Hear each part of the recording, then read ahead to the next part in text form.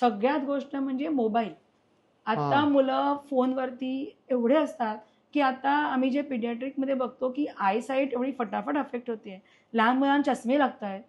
म्हणजे इतक्या वेळा मी असं बघितलं की त्या आम्ही पेशंट ओपीडीत बघतोय आणि ती म्हणजे आई किंवा वडील आमच्याशी बोलतायत, ते बाळ फोनमध्येच असतं. ते वर मान करून सुद्धा बघत नाही आमच्याकडे काय आहे ते. आणि मग आम्ही काढून घेतलं की जोरात किंचाळणार. म्हणजे अगदी 4 वर्षाचा मूल सुद्धा त्यांना असा साधा फोन दिला तर ते फेकून देतं. पण त्यांनाही कळायला लागलंय की कसं आपण ते ऑपरेट करायचं, कसं बघायचं. आताची पिढी स्मार्ट आहे. तर तुम्ही जसं त्यांना वळवाल तसं ते वळणार आहे. पण त्यांना ते ठराविक लिमिटमध्ये किती प्रमाणात ते द्यायचा आणि डोळ्यावर त्याचा परिणाम होऊ नये, कारण रेडिएशन आहे शेवटी ते. तर त्याचा परिणाम किंवा काही वेळेला ना करिअर ओरिएंटेड बायका काय करतात की त्यांना घाई असते, कारण खूप कामं त्यांच्यासमोर असतात. तर त्यामुळे ते फोन हातात दिला, मोबाईलवर काहीतरी बघताय, ते कॉन्सन्ट्रेशन त्याच्यात सगळं घुसलेलं आहे. तर भरवत जा.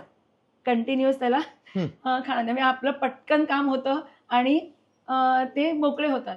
पण ह्याच्यामध्ये काय की त्याच्या पोटात अन्न किती जात आहे, काय जात आहे, तो चवीने ते खात नाही, डायजेशन नाही, ते बाळ गिळत जातं. पण मग नक्की त्याचं पोट भरलंय का किंवा त्यांनी त्यापेक्षा त्यांना स्टोरी बुक समोर ठेवून काहीतरी वाचून दाखवा. बरोबर, त्याचं व्हिज्युअलायझेशन पण वाढेल, त्यांची कॉग्निटिव्ह ॲबिलिटी वाढेल.